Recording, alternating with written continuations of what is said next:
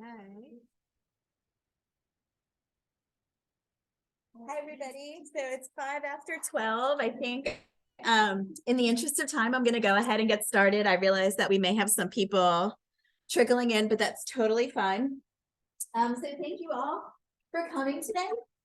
My name is Amy Johnson, and I am your technical sales specialist for Nanostring, specifically for Nanostring's spatial transcriptomics and proteomics platforms. So we have two of those. Today, we're really going to focus on the CosMx Spatial Molecular Imager. So this is a single cell and subcellular resolution spatial transcriptomics and proteomics platform. Just a minute. Okay, so I'm joined by my colleague, Liz Mahoney today. So if Liz, you want to wave. Liz is your regional account manager for Nanostring. So regardless of whatever platform you're working with, if you have any questions or you need assistance with anything, Liz is your go-to person for there. So we'll make sure that you get her contact information as well. So this is the agenda for the presentation today, and I'm going to start with just a very brief introduction to Nanostring as a company. Some of you may be aware of us, some of you have maybe never heard of us before and don't know what we do. So we'll start there, and then we'll dive right into why spatial biology matters and why you should be thinking about these types of approaches in your research. And then we're going to really focus in today on the CosMx Spatial Molecular Imager platform and Atomics, which is our spatial portal. So this is a web-based portal designed to partner with CosMx to facilitate data collection, data storage, analysis, collaboration, all of those types, all of those things. So Nanostring, we were founded in 2003. We are headquartered in Seattle, Washington. And some of you may have heard of our first platform called the nCounter. Perhaps some of you were in this room last week for the nCounter presentation given by some of my teammates. So the nCounter system is our bulk gene expression system for mid-plex type assays. So if you need to look at, hundreds of genes, this is a really nice platform for you. There's no reverse transcription needed. We're directly counting messenger RNAs. So Liz can help with more information on that platform if you have questions. So that's been around since 2008. In 2019, we launched the GeoMx Digital Spatial Profiler. This was our first spatial platform. And the GeoMx, you're going to see in the next slide or two, kind of the types of applications that are very well suited to GeoMx. But it's capable of looking at single cell populations doing very high-plex transcriptomics and proteomics. So in your tissue slice, doing whole transcriptome gene expression analysis, over 115 proteins simultaneously. We also have the protocol worked out that you can do both RNA and protein expression simultaneously on your same tissue section now for this platform. So again, I'm not going to really be talking too much about GeoMx today, but if you have questions, I'm here all afternoon. So I'm happy to discuss further. 2022, so just last year, we launched the CosMx Spatial Molecular Imager. So again, this is our true single cell subcellular resolution spatial platform. And then paired with it, our cloud-based Atomics spatial informatics platform. So I'd like to show that slide just to highlight, sort of the path of innovation for our company. So we started off with both gene expression, but have continued to evolve and develop from scratch in-house these new technologies that are really being embraced by researchers all over the world. So why are people turning towards spatial type techniques now? So again, this could be transcriptomics, this could be proteomics. Some of you sitting here that have been doing in situ hybridization or have been doing immunohistochemistry might be thinking like, well, I've been doing spatial forever. You're absolutely right. What's different now about these new platforms is just the amount of information that you're able to get from these types of assays. So instead of looking at one target at a time, you can look at thousands of targets at a time. So let's say that you're doing a research project, you're focused on mouse brain. So that's what I'm showing you here. If you were doing an RNA expression analysis, you wanted to get, differences in gene expression, you could go about this doing bulk gene expression. So taking this tissue that's incredibly complicated, where very discrete areas of this organ are tied to very specific functions or control of specific functions in the body. Dysfunction in these areas are very tightly linked to very specific diseases or clinical outcomes there. So let's think that, you're taking this tissue, you're grinding it up, you're doing your bulk gene expression analysis. You may be able to pick up differences, this gene is up, this gene is down, which is great, but you're missing some really important information with that approach. Number one, the data that you're looking at is an aggregate of all of the expression data that was in that tissue. Second, you don't know the source of those changes. You don't know if gene X is up in a specific cell type versus another. So you're missing that information. For those of you doing single cell, like RNA-seq type approaches, you have the advantage here of being able to identify the different cell types that were in your tissue. However, you still have to dissociate that tissue in order to get that information. So at the end, while you get, all the different clusters, all the different cell types that were identified, you don't know how those cell types were organized in the tissue. Which cell type was next to another cell type more often? Which area of the tissue? Were they found more in the diseased area or a normal adjacent tissue? So that's a lot of information that you miss with those types of approaches. So the goal with spatial platforms is to get you all of that information in a more comprehensive way. So to put side by side our two spatial platforms, as I said before, the GeoMx Digital Spatial Profiler platform is our first spatial instrument. So if we stick with our example of mouse brain, which I'm showing you here, let's say we're focusing in on the hippocampus of the mouse brain.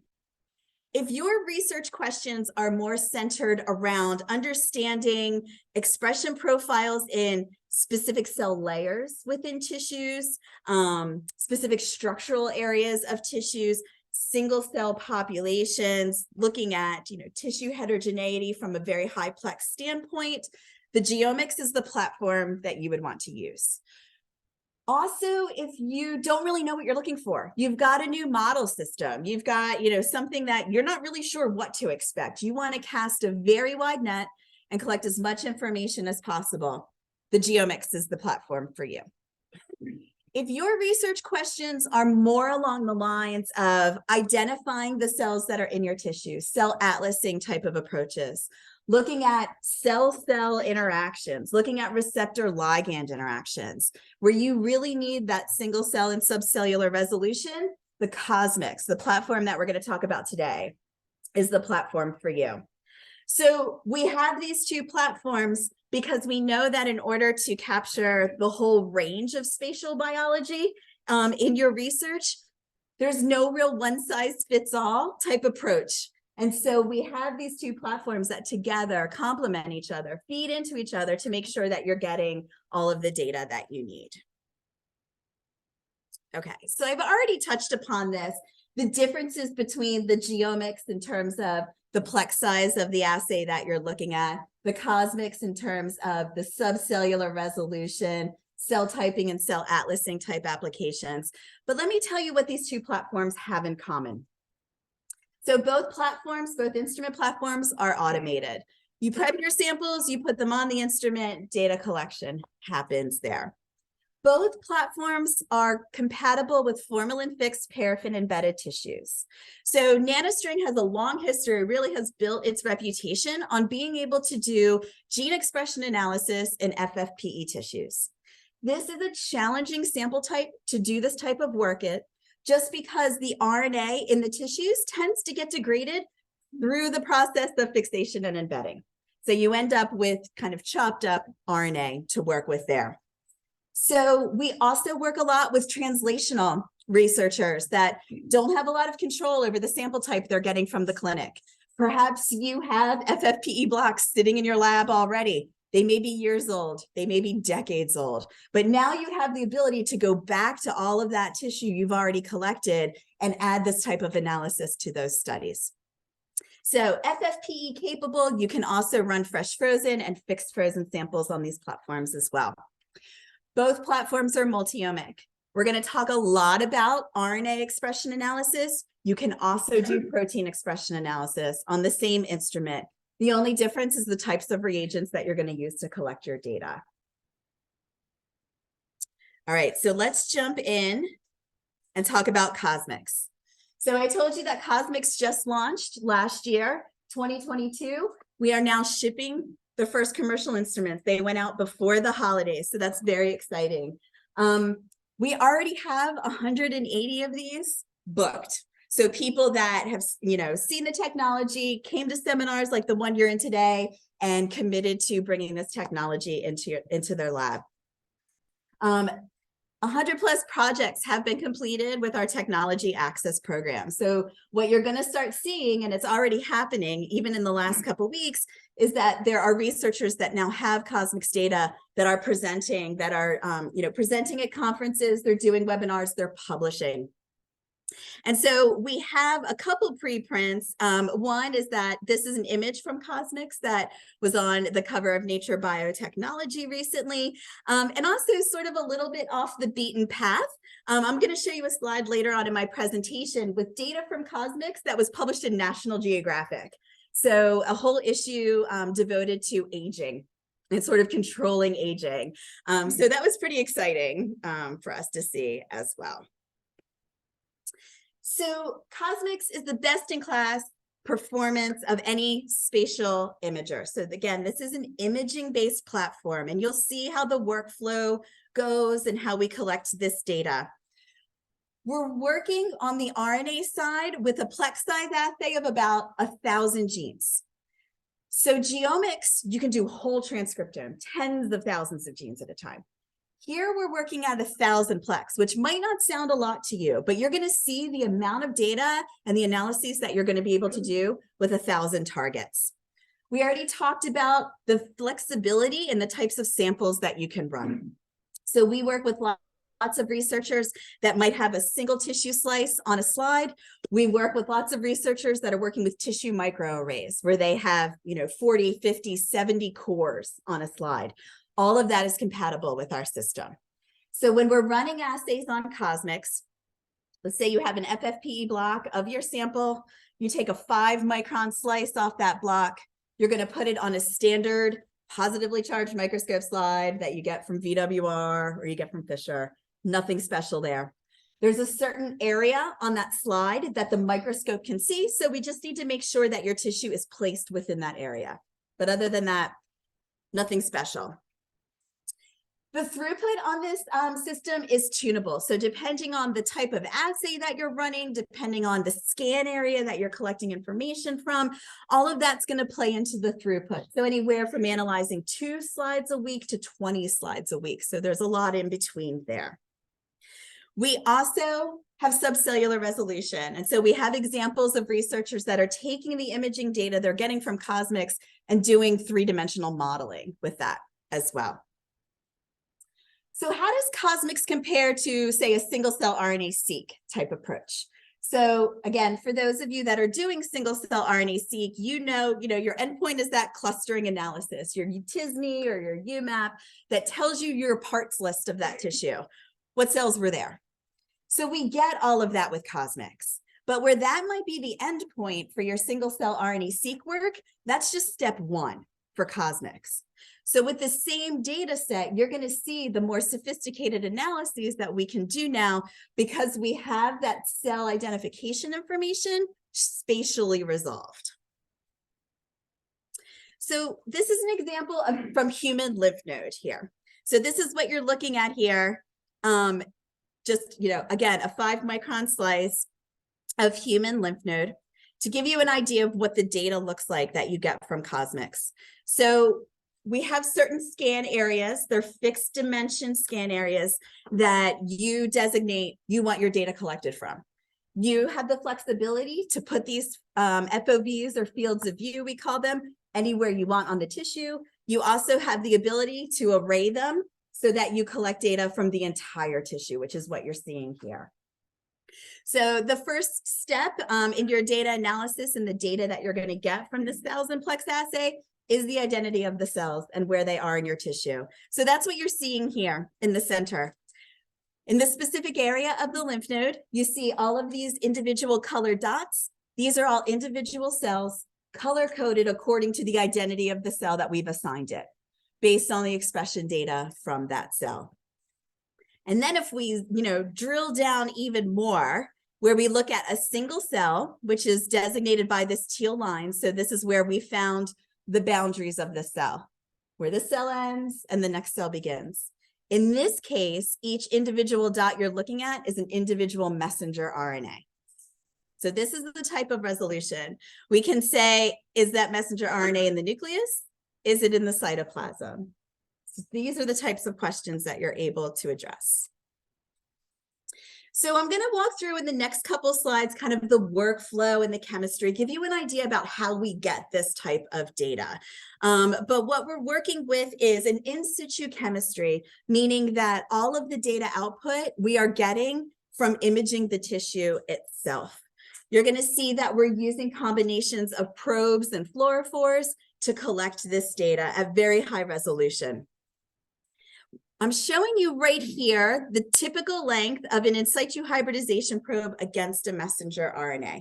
They're very short probes, 35 to 50 nucleotides, depending on the target. So the advantage to you all here is that, one, we can work with RNA that's pretty degraded, and we have that data we've already published. But you can also look at the expression levels of short genes, too. We don't need a kilobase of intact RNA in order to get data, where you do with some other platforms. So let's say you're planning a CosMx run, you got to work out your schedule for the day. So what you're looking at is basically a 2-day process. The first day is sample prep. Your samples on a slide. You can have multiple samples on a single slide. The CosMx instrument can hold 4 slides at a time. So that factors into your study design and your planning as well. We have the tissue. We go through a preparation process that looks very similar to some immunohistochemistry and some in situ hybridization.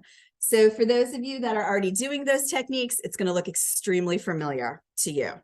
We also do have the ability to automate the sample prep process. So if you have access to a like a bond auto staining system, we can configure that system to do all of this for you. So we go through that process.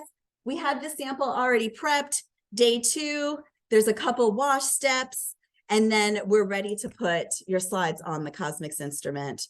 You hit go, and then it runs automatically. So a little bit more detail about how we're getting the expression data from your tissues.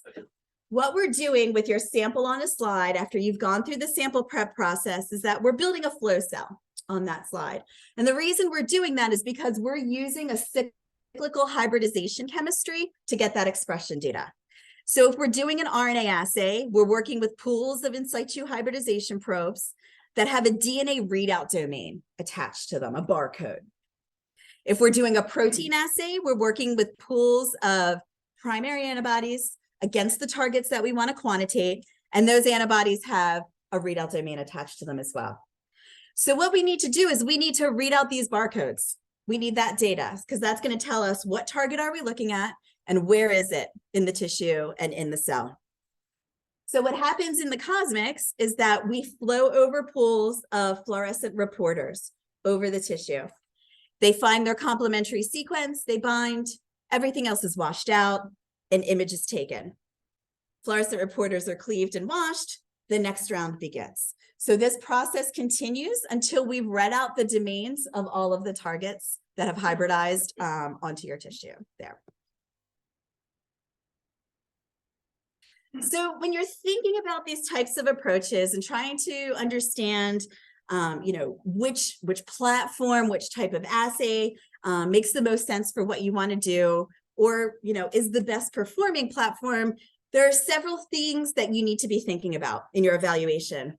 One is sensitivity of the assay. How many transcripts per cell are you able to detect? The specificity of that binding, of those affinity reagents. Are these binding on target to the targets that they should be? The diversity, meaning, you know, the whole data set that you're getting in its entirety from this run. And critically, cell segmentation. And I'm going to spend a little bit more time on this because this is such an important aspect of any single cell spatial technology. So if we look at this 1000-plex assay that I keep referring to that we're running for RNA on CosMx, what you're going to see is that the 1000-plex assay is still going to give you more information, easily double the number of targets that you might get with other single cell spatial platforms there. We're able to detect more individual transcripts per cell, but on the whole, you just get a more complete data set from your sample. And that's this diversity. So not only are you identifying the cells that were in the tissue, you're getting information about the phenotypes of those cells and the function of those cells. And the way I think about this is you've gone through a lot of trouble to generate these samples, right? Like I was in the lab for over 15 years. I know what that's like. And so you want to get as much information as you can from these studies. And so this will allow you to do that. The confidence that you have in your results is critical. So specificity, again, the binding of the affinity reagents to their targets. How confident are you on that? What are the controls involved? How do you understand signal to noise ratio and what that means? All of that information. And then the segmentation, which again is defining where one cell ends and the next cell begins. So this is so critical because it's not enough to generate your sample, prep your sample, and get, let's say, gene expression analysis across that sample.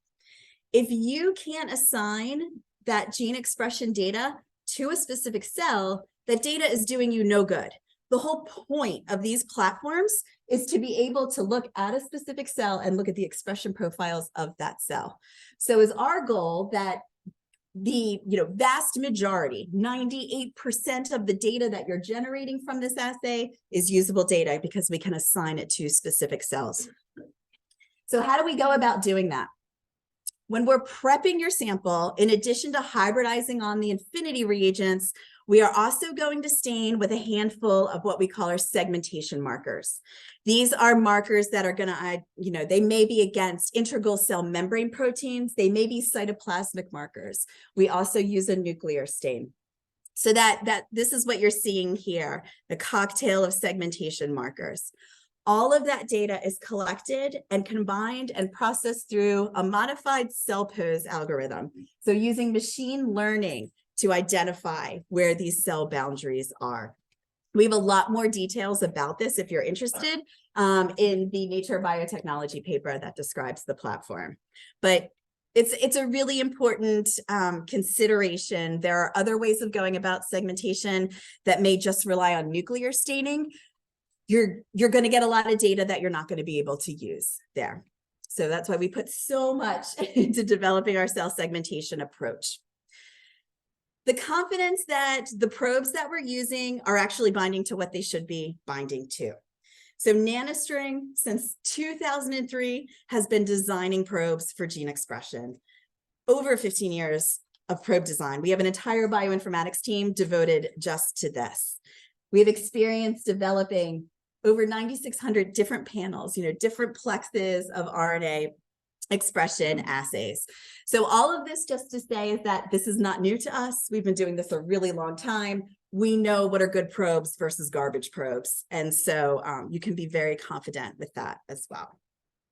So the types of assays that people are running on CosMx right now, we have a human universal cell characterization. This is that 1000-plex assay that I keep referring to. We have a smaller human immuno-oncology phase. This is a 100-plex assay. So really focusing on tumor and tumor immunology. We also have a mouse neuroscience panel. So the panels that we're developing, and there's more to come, are really informed by what people are asking us for.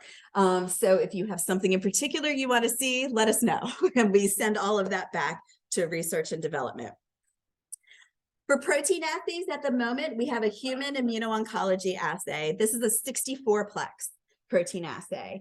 We've demonstrated the capability of 108-plex, and I can send the poster that shows that. Right now, for people that are running the assays in their own labs, we're starting with the 64-plex. We also have the ability to customize. So it may be that your particular genes of interest are not included in that 1000-plex. I mean, it's going to happen more often than not. So we have the ability to design custom probes for you against your wish list of targets that you can either spike into or add to that 1000-plex, or you can create a totally from custom assay panel. Our goal was just to be as flexible as possible, give you lots of options. So I'm going to spend a little bit more time looking at that 1000-plex assay in a little bit more detail and how it's constructed. So of that 1000-plex assay, about 250 of the genes there are really there for cell typing and cell mapping. We use the data from the whole assay to do cell atlasing and cell mapping, but really, these extra 250 allow us to refine what subtypes we're looking at. About 500 genes that are going to give us information about the phenotype of the cells that we're looking at. We have probes that are included in the assay against 100 canonical receptor ligand pairs. And then other targets just looking at hormone activities. So to give you an idea of the different pathways that we have covered with this assay, I'm showing you this slide. If you would like to see the 1000-plex target, just let me know. We'll send it to you. It's not a problem. So you can see exactly the genes that we are targeting. So from that 1000-plex assay, you get that cell atlasing data. What are the cells that were in the tissue? Where are they in the tissue?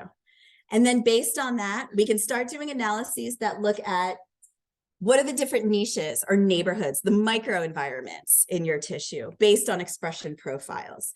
You have control over this where you can call out, this particular macrophage looks really interesting. What is the microenvironment around that specific macrophage? The receptor ligand interactions that I just told you about. What this looks like in practice is that you see your data. Cell A has caught your attention for whatever reason. And you've noticed that cell A has upregulated expression of whatever receptor. Because we have this expression and the spatial data, you can now look at the data from the immediately adjacent cells and look at, did they also upregulate the cognate ligand for that receptor? So this is how you can start getting that information, which I think is pretty exciting. And then differential gene expression analysis. So looking for biomarkers, whether these are, predicting response to some treatment, or some intervention there. But doing that type of differential gene expression analysis. So all of this from one data set. And then we already talked about the custom services, so I'm going to skip over that slide. So I have a couple examples of people that already have run CosMx assays just to show you how they're using this technology. But before I move on, does anybody have any questions so far about how the platform works? Yep. You mentioned that the human universal cell characterization is 1000-plex. Yes. And you also mentioned the human immuno-oncology and the mouse neuroscience. I didn't catch the numbers. So the human IO focus panel is 100-plex RNA assay. The mouse neuroscience is also 1000-plex.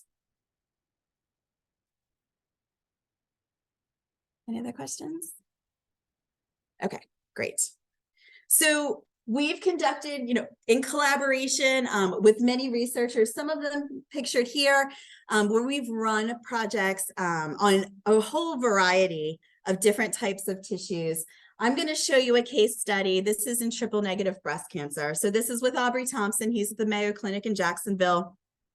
And he is very interested in understanding the role PD-L1 expression in macrophages specifically informs or predicts response to treatment. So Aubrey has access to clinical samples, the tissue microarray, from many very well-characterized patient samples. So we know the PD-L1 status of all of these samples.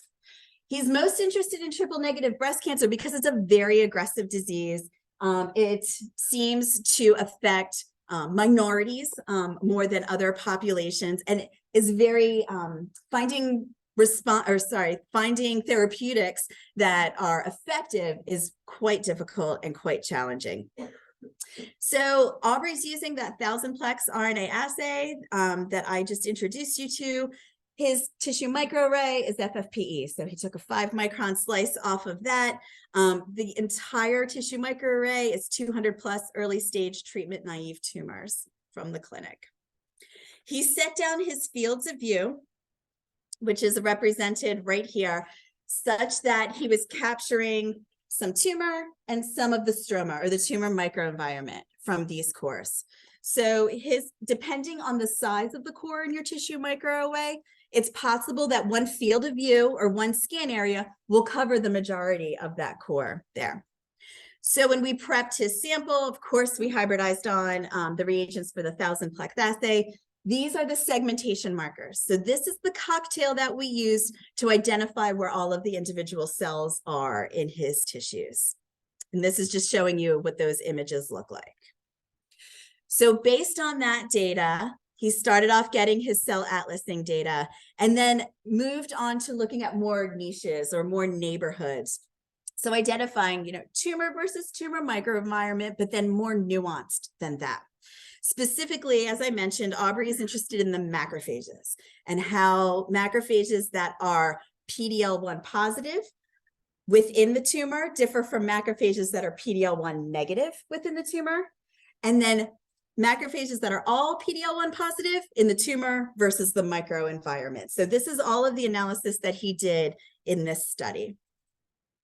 And that's what I'm showing you right here. So first, taking expression state of macrophages that are PD-L1 positive and negative, but within the tumor.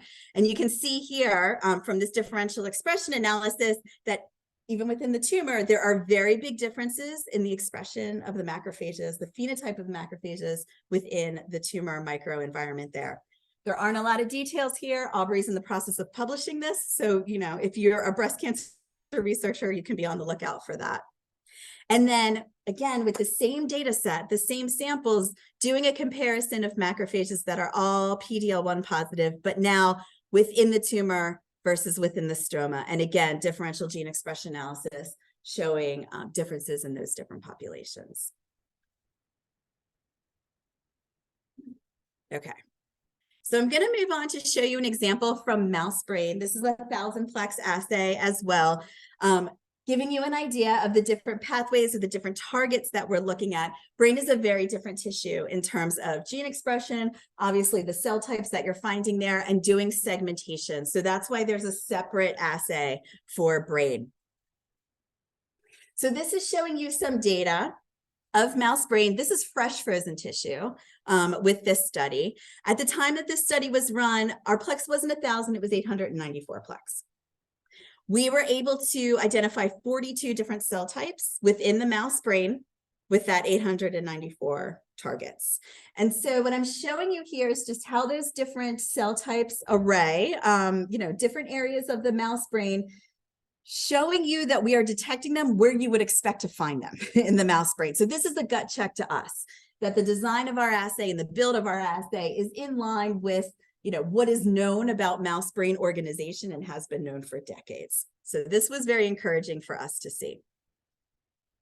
But let's go in a little bit further and see, what other insights we can gain from this type of information. So if we focus in on this area, this is in the mouse hippocampus again, and we've identified cell types like astrocytes, radial glial-like cells, neuroblasts, granular neurons. Great. But the question is, are all of these cells that are, the same type of cell actually the same phenotypically? So if we focus in on microglia specifically, which is sort of this mauve colored cell here, we can look at the expression of different functional markers in microglia. So that's what you're seeing by these differently colored spots here. These are individual messenger RNAs. So if we stopped the cell atlasing in 3 different areas of the same mouse hippocampus, we'd say, okay, there's a microglia, there's a couple microglia, there's a couple microglia. But when we look at the functional, the expression of functional genes of these cells, we can see that they are quite different. So we have a microglia here that is, fairly quiet phagocytically, I guess you could say, showing some expression of some C1QB, which mediates synapse elimination, key function of microglia. If we look at this microglia over here, the blue dots are showing expression of phagocytic markers. So these two microglia are functionally very different than this microglia. So this is the type of insight that you're able to get with these types of approaches. You also have the fluorescent image that you get as part of the assay as well. So this is the image that showed up in National Geographic in December of last year. So this is work done by Miranda Orr at Wake Forest University. So another lab that I work very closely with. She is very focused on Alzheimer's disease, neurodegenerative diseases in general, but her interest was finding the presence of these tau tangles in different cells. And so this is human brain right here. This is what her fluorescent image from her CosMx assay looks like. And if we zoom in on this specific area, what you're seeing here in yellow are those tau tangles that we have identified. And then she's able to get the gene expression information from the cells that have tau tangles versus cells that don't there. So within the same area. So kind of, a level of resolution that I think is pretty unprecedented. One of the last examples I'm going to show you is from Grant Kohler. So at St. Louis University, and Grant is a metabolic researcher. So he focuses on type 2 diabetes, looking at the factors that regulate islet function in the context of these cells. And this work that I'm showing you was just released in bioRxiv just 2 weeks ago, I believe now. So Grant had access to a population of pancreas tissues. On this specific study, he ran tissues from 3 normal people, from 3 type 2 diabetics, and from 3 people that are metabolically healthy but obese. They might be pre-diabetic. They may be on their way to developing diabetes, but they're not showing the glucose levels that you would need to actually call that yet. He used that 1000-plex assay. He also added 30 custom targets for specific pancreatic things that he wanted to measure. And so the key to this study for him was really to understand how the ratios or the abundance of endocrine cells in the islets of Langerhans changed within these different clinical states. So within this study, within these 9 subjects, he surveyed and got data from 443 islets. So the functional unit in the pancreas that's responsible for producing insulin, glucagon, really regulating glucose homeostasis in your body. And so this is a taste of what his data looks like. Again, you can go to the preprint to get more information. But if we look at the composition of the alpha cells, the beta cells, and the delta cells in a normal islet, you see that 88% of the cells in that islet are endocrine cells. That's a healthy islet functioning normally. When you switch to looking at an islet from type 2 diabetics, what you see is a reduction in the endocrine cells, and you see the appearance of other cell types now within the islet: mesenchymal cells, fibroblasts, ductal cells. If you look at the metabolically healthy but obese population, you see that these islets are very different from the other 2 groups. They are predominantly alpha cells. We have measurements that their islets are bigger physically. And so a pretty large skewing of the cell types, the endocrine cell types found in these islets. So this is cell atlasing data. This is it. What Grant is now doing is that he's taking the next slice off of these blocks, and he's going and he's doing genomics assays. So now he can zero in on the same exact islets, but do a whole transcriptome RNA assay. So it's an example of how these 2 spatial platforms complement each other. He found that there are some extreme differences in the cell composition of the islets within these patients. And now he wants to get a broader understanding of why that might be. And so he's casting a very wide net, getting expression levels of tens of thousands of genes. Okay. Lastly, I spent the majority of the time talking about RNA assays. You can also do protein expression with CosMx. This is going back to a breast cancer sample as well. This is human. And I like showing this because if you look at the images of the RNA data, you see lines and dots, right? It doesn't tell you a lot about the function. You don't get a really good feel for the tissue in more dimensions that way. You can appreciate that more with protein staining. So I just really love looking at these images as well. So I told you before that we're starting with a 64-plex assay that people can run in their labs, but we've demonstrated capability to go much higher. And so you can rest assured that that is in the works as well. We have examples of people putting both the RNA and the protein together. So for CosMx at the moment, this would involve using serial sections. You would take a slice, you would do a protein assay, you would take the next adjacent slice and do an RNA assay. If we're working with FFPE samples, these are 5-micron sections, so you're still looking at about the same cells on these adjacent slides. And so this is a core needle biopsy. This is from Gordon Mills at OHSU, again, in breast cancer. So core needle biopsies, those of you that have access to clinical samples, you know that you get very little material from a core needle biopsy, but it's plenty for either CosMx or GeoMx. According to the protein assay, these are the immune cell populations that are found within these different scan areas. So, this could look very similar to flow data for you. So we look at both of the images kind of, side by side. We have the tumor area, which is shown here. We have the stroma, which is shown here. And there's a lot of complementarity between the protein expression that we're detecting and the gene expression. So as you would expect. If we focus in on this specific cell population here, these are tissue-associated macrophages, which we've termed according to their expression profiles. And we can see that they are, kind of segregated to themselves within the sample. If we zero in on the RNA data, this is another example of getting more information about the function of these cells. So within the tumor here, we see that there's high expression of MIF, macrophage inhibitory factor. The yellow dots that you see all around here are macrophages. So at the interface of this tumor, you can see kind of this interplay between a factor that is pushing back against infiltration of a specific immune population and that immune population that's sitting there, trying to get in. This is pretty important for those of you that are involved at all with immunotherapy, just knowing that it's more likely that a patient will respond favorably to immunotherapy approaches if their tumors are infiltrated with immune cells. Okay, and then lastly, atomics.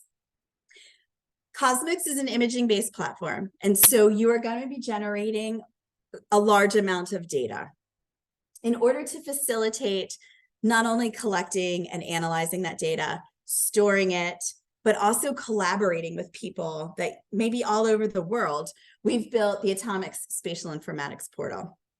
So the way that this looks in practice is as your assay is running, the data is collected, there's some minimal processing that happens on the instrument, and then your data is handed off to CosMx. You log into your CosMx account and you do whatever you need to do. The tools are already in CosMx to do all the analyses I told you about today. So if you are not a bioinformatician, no big deal. You can still analyze your data, interpret it, and move on. If you are a bioinformatician, you can work in CosMx, you can write your own code, you can do your own analysis through your own pipeline, totally fine. Going back to that theme of just flexibility there. So, CosMx was really developed in tandem with CosMx with CosMx. If you are running GeoMx assays, that data can also be imported. So now you have all of your spatial data organized and together in the cloud where you can access it from anywhere. So the modules that are already built in and developed to do all the analyses, as I said, they're there, starting with QCing and normalization, all the way through doing those receptor ligand interactions and those niche analysis. So in summary, just to kind of round up our two spatial platforms, how they differ, we talked today about CosMx SMI, Spatial Molecular Imager, single cell resolution, subcellular resolution, getting you RNA and expression data at that level. GeoMx, our first spatial platform, doing very high-plex whole transcriptome RNA assays, 100+ proteins at a time, looking at differences in functional units, single cell populations, both compatible with just about every sample type you can come up with in your lab there, whatever format you have access to. So with that, I thank you all for coming today, and I'm happy to take additional questions.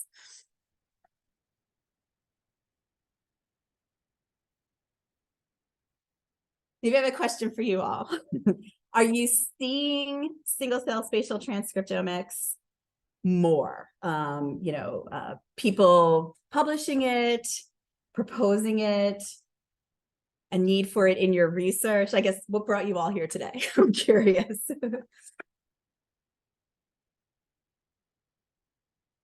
Nobody wants to share. Okay, that's fine. So this is my information. Again, thanks for coming today. Liz and I are here to help you all. So